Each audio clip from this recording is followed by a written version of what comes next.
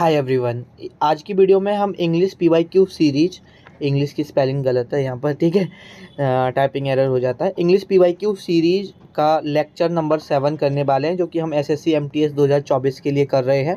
और MTS 2022 के paper हम सॉल्व कर रहे हैं। और ये पेपर आपका जो हुआ था 4 मई की शिफ्ट 4 मई 2023 शिफ्ट 1 का पेपर है। तो चलिए वीडियो को शुरू कर लेते हैं विदाउट एनी फर्दर डिले।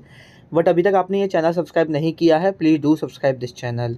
तो देखो, वीडियो स्टार्ट करें उससे पहले मैं आपको बता देता हूँ, एक कॉपी एक पेन साथ में लेके बैठो। और एक और आज से हम ऐड करते हैं कि आपको मैं मेरे बताने से पहले जैसे क्वेश्चन दिखे वीडियो को पॉज करना है और ख़ुद से अटैम्प्ट करना है। और जब पूरी वीडियो देख लो एक कॉपी पे नोट डाउन करते जाना है और ख़ुद वीडियो देख लो तो आपको बताने कि आपके कितने गलत हुए हैं कितने सही हुए हैं, आपको नीचे कमेंट करना है। तो चलिए हम अपना पहला क्वेश्चन देख लेते हैं। पहला क्वेश्चन है, आपको सेम बताना है। सेम का मतलब सिनोनियम बताना है। गेज का मतलब क्या होता है और गेज का सिनोनियम्स क्या है। तो देखो, पहली बात तो गेज आप सभी जानते होंगे, ठीक है। गेज का मतलब एक ऐसा इंस्ट्रूमेंट होता है जो एस्टिमेट या किसी को मेजर ना करने के लिए काम में आता है, ठीक है। अब तो इसका सिनोनियम्स तो बहुत आसान हो गया, मेजर इसका सिनोनियम हो गया।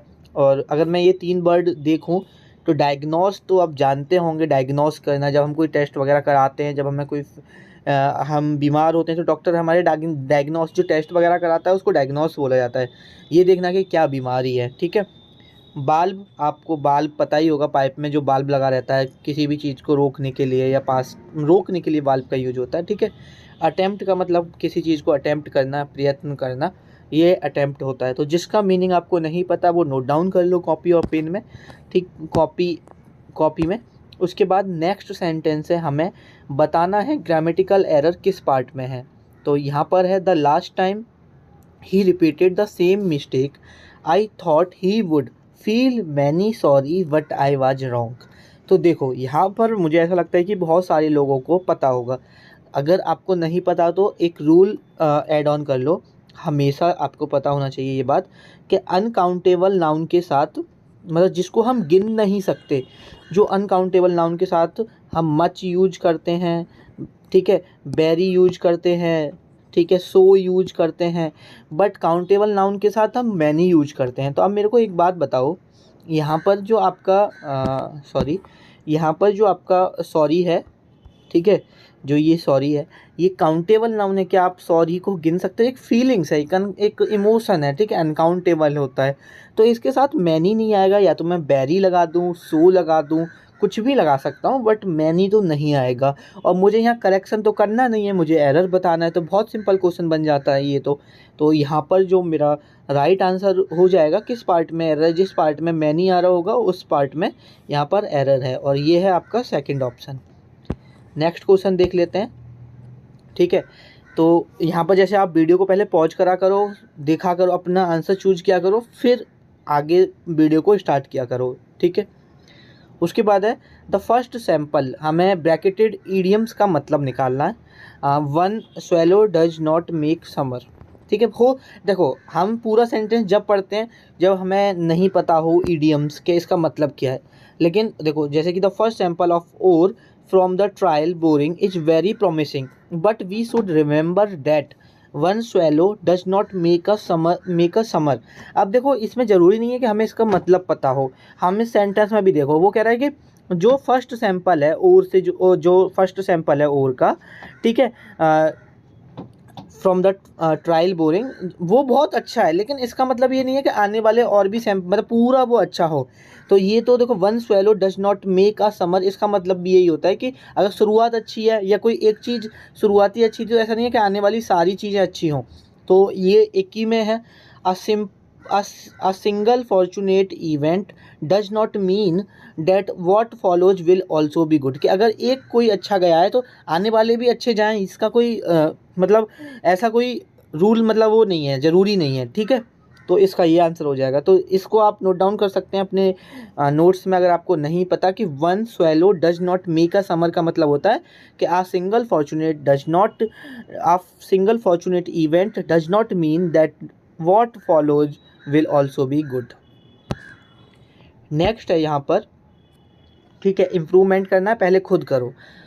मैं पढ़ लेता हूँ। I rode my bike to worked those morning, ठीक है। तो यहाँ पर देखो मेरा सेंटेंस वर्ब मैंने ऑलरेडी मेरी पास्ट में है, ठीक है, कि मैं इसका अगर आप मीनिंग निकालोगे और देखो ज़्यादातर जो टू होता है उसके बाद बेस फॉर्म आती है, ठीक है। और वर्क यहाँ पर मुझे देखो, मुझे टू के बाद, टू मेरा क्या है, प्रपोजिशन है, और प्रपोजिशन के बाद मुझे ऑब्जेक्ट चाहिए।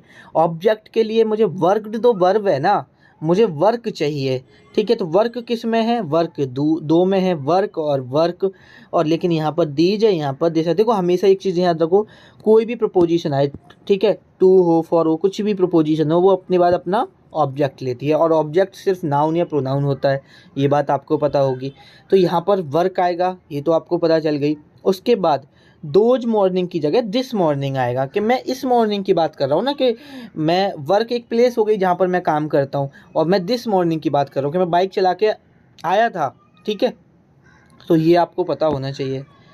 उसके बाद है करेक्टली स्पेल्ट वर्ड। तो एपिफेनी, देखो या तो आपको थोड़ा सा दिमाग लगाना पड़ेगा, या मतलब आपने ये पहले वर्ड कभी लिखा है तब भी आप इन सब चीज़ों को बता सकते हो। एपिफेनी की स्पेलिंग होती है, ठीक है, एपी, क्योंकि जनरली ये वर्ड यूज नहीं करते ना हम अपनी जनरल लाइफ में, बहुत सारे वर्ड ऐसे आ जाते हैं जिन्हें हम यूज कर रहे होते हैं, तो उनको करना बहुत आसान होता है। तो जो करेक्टली स्पेल्ड वर्ड है, सॉरी, वो है एपिफेनी। नेक्स्ट है हमारा select the most appropriate antonym. मुझे एंटोनियम बताना है ब्रैकेटेड वर्ड का, इसका। अब देखो मैं पूरा सेंटेंस भी पढ़ सकता हूँ, बट टैक्टफुल बहुत आसान है, ठीक है। टैक्टफुल मैं आपको बता देता हूँ कि टैक्टफुल क्या होता है। टैक्टफुल होता है किसी चीज़ से बहुत अच्छे से डील करना, किसी सीरियस सिचुएशन से, किसी डिफ़िकल्ट इशू से हमारे अंदर ऐसी स्किल होना कि हम बहुत विनम्र तरीके से, बहुत अच्छे से उससे डील करना, डेट इज़ कॉल्ड टैक्टफुल, ठीक है।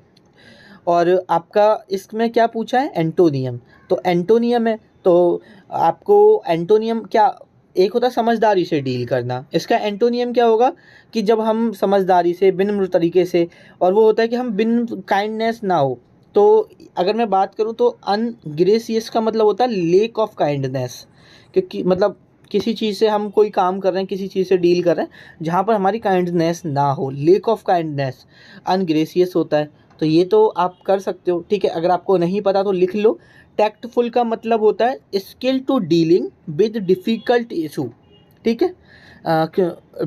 Skill to dealing with difficult issue in a kindness manner, ठीक है, इस तरह से लिख सकते हो। उसके बाद अनग्रेसियस का मतलब होता है dealing with any issue, and या आप लिख सकते हो लेक ऑफ काइंडनेस। अनग्रेसियस का मतलब लिख सकते हो लेक ऑफ काइंडनेस। उसके बाद यहाँ पर देखो मैंने साइकोफेनी एक पिछले लेक्चर में आपको पढ़ाया था, तो एक ही बात है, साइकोफेंटिक होता है चापलूस, फॉनिंग भी आपका चापलूस होता है, ग्रॉबलिंग भी अपने फ़ायदे के लिए किसी से का अपने फेवर के लिए, अपने फ़ायदे के लिए किसी की चापलूसी करना, डेट इज़ कॉल्ड ग्रॉबलिंग। तो ये तीनों का मतलब चापलूस होता है, ठीक है। तो ये आपको पता होना चाहिए। नेक्स्ट देख लेते हैं हम यहाँ पर, the time scale of prokaryotic evolution have been difficult to reconstruct because of a limited fossil record.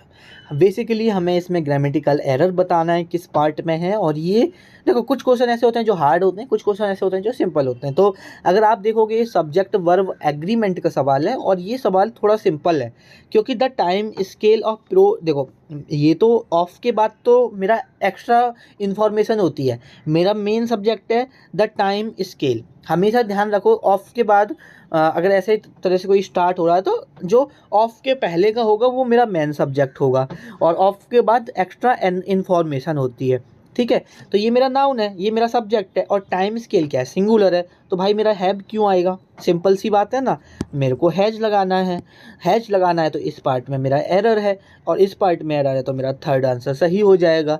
I hope कि आप समझ पा रहे हो, ठीक है। और देखो एक और बात, किसी को कोई सजेशन देना है, I am very open to that. मैं इतना बड़ा टीचर नहीं हूँ, या मैं इतना इंटेलिजेंट भी नहीं हूँ कि आपके सजेशंस को मैं इग्नोर कर दूँ, या मुझे ऐसा लगे। मैं जस्ट आपके जैसा हूँ, आपका कुछ मुझसे एज में बड़े भी होंगे जो ये वीडियो देख रहे होंगे, कुछ छोटे भी होंगे, आपका छोटा भाई बड़ा भाई, आपको जो सजेशन देना है आप नीचे कमेंट करके बता सकते हो। आपको कोई क्वेरी है आप पूछ सकते हो।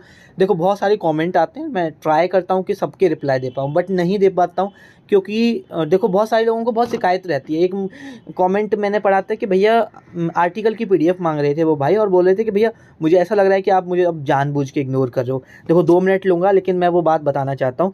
देखो मैं जॉब कर रहा हूँ, ठीक है, सबसे पहली बात जॉब रहती है, और मैं जहाँ रह रहा हूँ मैं घर से दूर रह रहा हूँ, मेरा घर यूपी में है और मैं थाने में रहकर जॉब कर रहा हूँ, ठीक है। तो यहाँ भी हम अब काम करना होता है, मतलब मेरा एक रूम पार्टनर भी, हम 2 लोग रहते हैं, ठीक है। तो हम लोग खुद ही काम करते हैं, सारा खाना वगैरह बनाना वो सारा काम करना पड़ता है। और देखो थोड़ी सी घर में आपको, अगर आज मुझसे पहले से जुड़े हुए हैं तो मेरे फादर की थोड़ी सी तबीयत डाउन चल रही है, तो थोड़ा मेंटल डिस्टर्ब भी रहता हूँ। कॉल करके जब हम बात होती है घर पे तो थोड़ी सा उस मोमेंट में मतलब ऐसा लग रहा होता है कि यार हम कुछ कर नहीं पा रहे हैं, मतलब अभी ठीक नहीं हो रही है तबीयत, काफ़ी 1 मंथ हो गया लगभग, पूरा अच्छे सब डॉक्टर्स को दिखा रहे हैं, सब काम कर रहे हैं। तो आप ये चीज़ समझो। फिर भी मैं हर दिन एक वीडियो रिकॉर्ड करने की कोशिश करता हूँ, हर दिन कुछ ना कुछ अच्छा। आपका टारगेट भी बनाना पड़ता है मुझे, आपका टारगेट भी आपको हर दिन देना होता है, ठीक है। सारा चीज़ें सोच के चल रही होती हैं कि आपको टारगेट देना है, इस टाइम तक ख़त्म कराना है, बहुत सारी चीज़ें कर रहा होता हूँ। मतलब ये मान लो कि पूरे दिन कुछ ना कुछ कर रहा होता हूँ, ना फालतू का कोई यूट्यूब देखता ना कुछ करता, और जब टाइम मिलता है तो आपके कमेंट का रिप्लाई करता हूँ। तो देखो जिसका नहीं कर पाता उसके लिए बेसिकली दिल से सॉरी, और बस माफ़ कर दो अगर आपका कोई जेन्युइन कमेंट है और मैं उसका रिप्लाई नहीं कर पा रहा हूँ। बट आई ट्राई, मतलब मैं अपना फुल ट्राई करता हूँ कि आप लोगों की जितना हेल्प हो सके उतना कर पाऊँ, अपनी तरफ से जितना मैं कर सकता हूँ उस तरह से। Sorry for taking your time, I know your time is very costly. अभी पेपर में बहुत कम टाइम है, 3-4 महीने हैं, ठीक है। नेक्स्ट क्वेश्चन देख लेते हैं। Join our networks to better governance. तो देखो ड्रेन जानते हो क्या होता है? ड्रेन मतलब जो छत में या कहीं पाइप वगैरह में जो पानी जाने का रास्ता होता है ना, जो जहाँ से छन के पानी जाता है उसको ड्रेन बोला जाता है बेसिकली। डिसइंटीग्रेट का मतलब मेरे भाई होता है किसी चीज़ को अलग कर देना, सेपरेट कर देना, date is called disintegrate. Promote करने का मतलब होता है, और देखो बेटर को हम बेटर गवर्नेंस को हमेशा प्रमोट करेंगे ना इस तरह से। देखो कोई बेटर गवर्नमेंट को ऐसा तो है नहीं कि मैं अलग कर दूंगा, सेपरेट कर दूंगा। सिडेट का मतलब होता है किसी को सिडेट एक मेडिसिन होती है। सिडेट एक मेडिसिन होती है जो कि नींद वगैरह बुलाने के लिए, सेडिसन भी बोलते हैं जिसे, जिससे नींद वगैरह आती है, ठीक है। और ये जब हम ऑपरेशन वगैरह होता है तब भी जो मेडिसिन दी जाती है उस प्रोसेस को सिडेट बोलते हैं। तो लेकिन देखो बेटर गवर्नेंस को मैं क्या करूँगा, प्रमोट करूँगा। अप्रोप्रिएट वर्ड, अगर मोस्ट अप्रोप्रिएट वर्ड देखूँ तो प्रमोट है, ठीक है, और तो कोई आएगा नहीं। तो आई होप आप समझ पा रहे होंगे, तो इसका आंसर प्रमोट हो जाएगा। नेक्स्ट क्वेश्चन है, मुझे एरर बताना है, ठीक है। Participants in are studies reviewed these online dating profiles. अब मुझे बताना है कि इसमें क्या एरर है, ठीक है। पार्टिसिपेंट सही है, इन आर स्टडीज सही है, ठीक है। पार्टिसिपेंट्स इन आर स्टडीज, देखो जैसे ये प्रपोजिशन, इसके बाद एक्स्ट्रा इन्फॉर्मेशन है, मेन सब्जेक्ट मेरा पार्टिसिपेंट्स है, और जब मेरा पास्ट में सेंटेंस है तो रिव्यूड सही है। दीज ऑनलाइन डेटिंग प्रोफाइल्स, तो ये सेंटेंस में कोई एरर नहीं है और इसमें हम लगा देंगे नो एरर, ठीक है। उसके बाद नेक्स्ट सेंटेंस देख लेते हैं। Persons who are unfairly blamed for something that others have done. एक ऐसा इंसान जिसको गलत ब्लेम किया जाता है, वो काम किया किसी और ने है और ब्लेम किसी और, मतलब कोई गलत काम कर दिया उसके लिए किया किसी ने और ब्लेम किसी और को किया जा रहा है। तो आपने एक कहावत सुनी होगी कि बली का बकरा, स्कैप गॉट बोलते हैं इसे, ठीक है। आई होप आपको, बस सबने सुना होगा ना कि बली का बकरा बना के रखा है उसे। तो बली का बकरा यही होता है कि गलती किसी और की थी और सज़ा किसी और को मिल रही है, that is called scapegoat, Hindi में वी कॉल्ड बली का बकरा। हम नेक्स्ट देख लेते हैं और वोकेबलरी का क्या मतलब होता है। एक्सपेडिशन का मतलब बताओ। एक्सपेडिशन का मतलब होता है अभियान, कोई पर्टिकुलर ग्रुप के द्वारा कोई पर्टिकुलर पर्पज के लिए कुछ किया जाता है, कुछ मतलब कुछ अभियान चलाया जाता है, date is called expedition. Epitome का मतलब होता है एक परफेक्ट एग्जाम्पल, किसी एक परफेक्ट सिचुएशन के लिए, परफेक्ट परफेक्ट पर्पज के लिए, डेट इज कॉल्ड एपिटॉम। कहते हैं ना एक प्रतीक, जिसे हिंदी में बोल सकते हैं कि कोई हम काम कर रहे हैं, मैं कहूँ इसके लिए ये एपिटॉम है, मतलब वो परफेक्ट एग्जाम्पल है, हम वैसे कर सकते हैं, date is called epitome. Disdain का मतलब होता है, बताइए डिसडेन का मतलब क्या होता है? डिसडेन का मतलब होता है किसी की इज्जत ना करना, किसी को डिसरेस्पेक्ट करना, date is called disdain.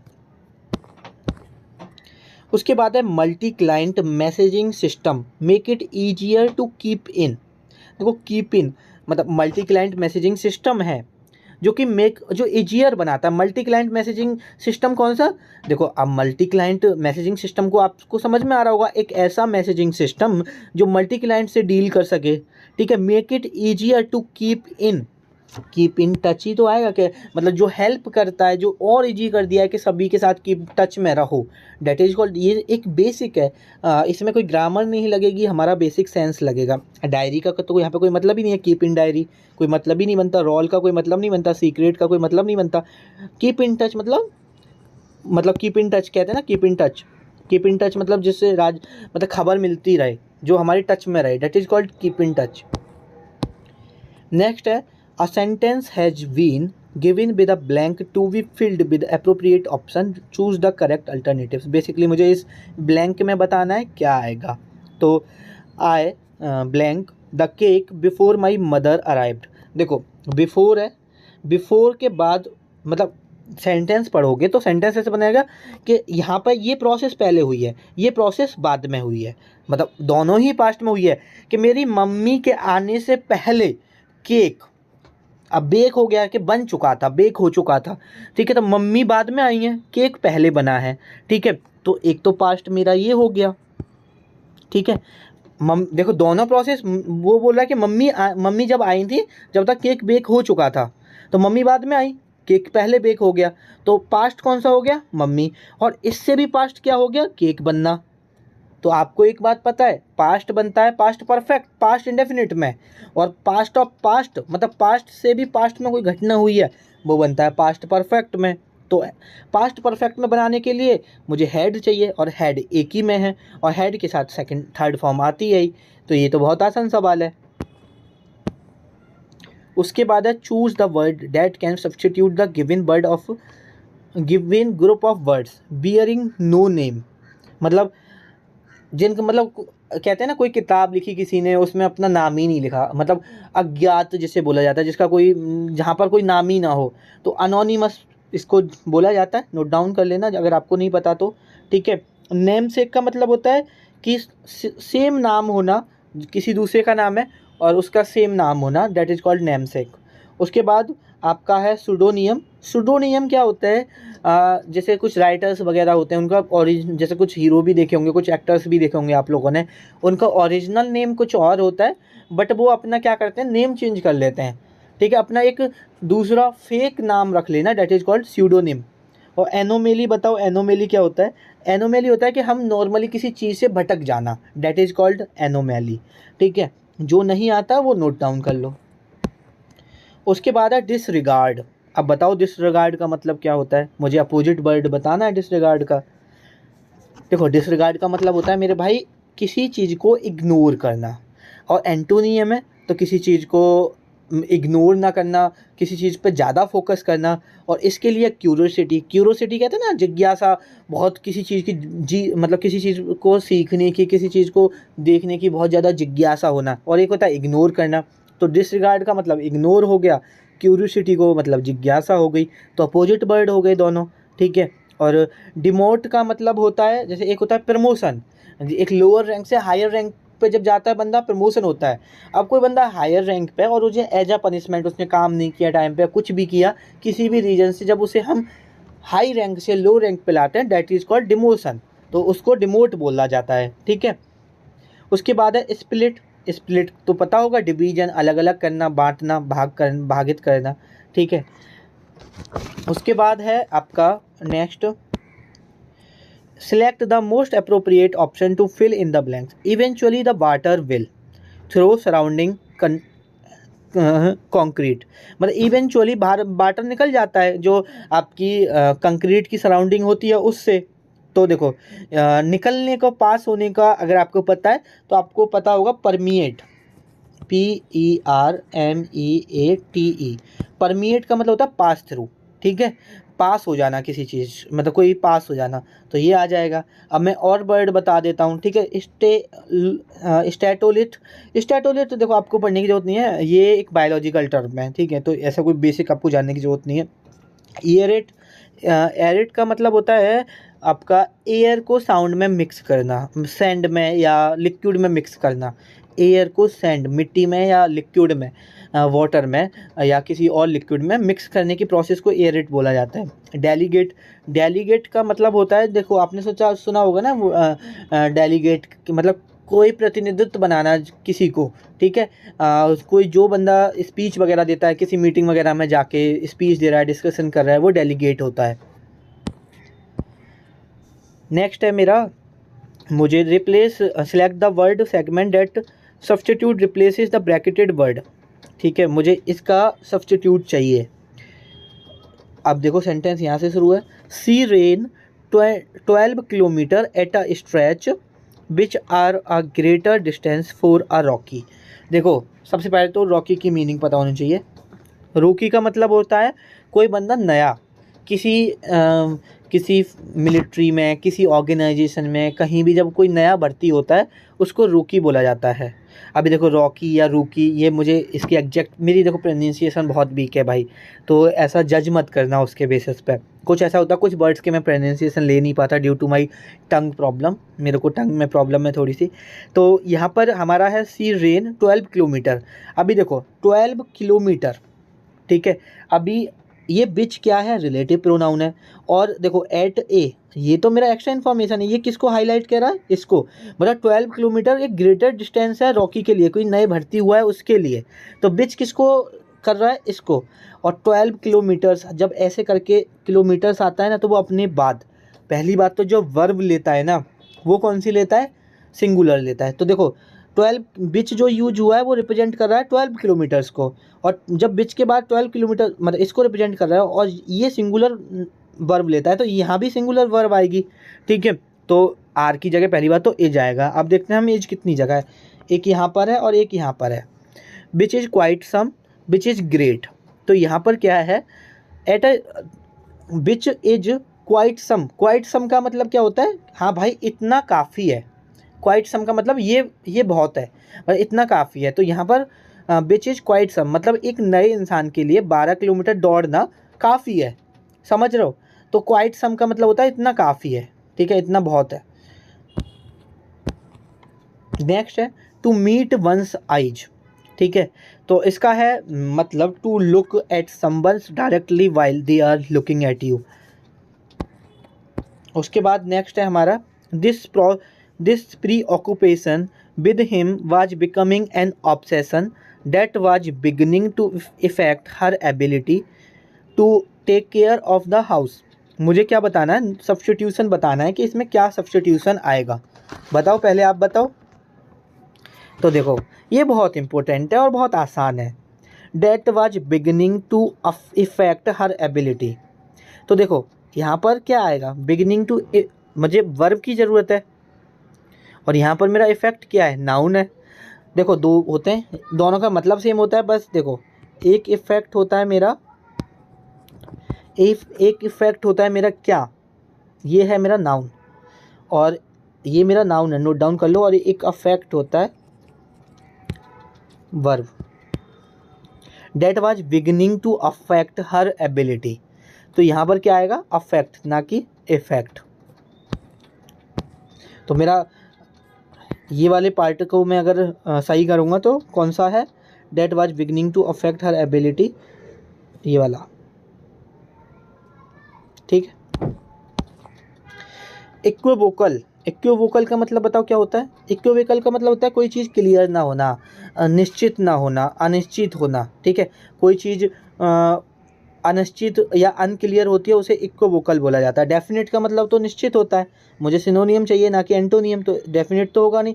Secure का मतलब सुरक्षित होता है, और इनसिक्योर का मतलब असुरक्षित होता है, और एम्बिगियस का मतलब कन्फ्यूज या अनक्लियर होता है, कन्फ्यूज या अनक्लियर, या जब दो सिचुएशन होती हैं एम्बिगियस, जब दो, जैसे कि दो सिचुएशन है हमारे पास, हम कंफ्यूज होते हैं कि मैं ये चुनूँ या ये चुनूँ, एम्बिगियस उसके लिए भी यूज होता है।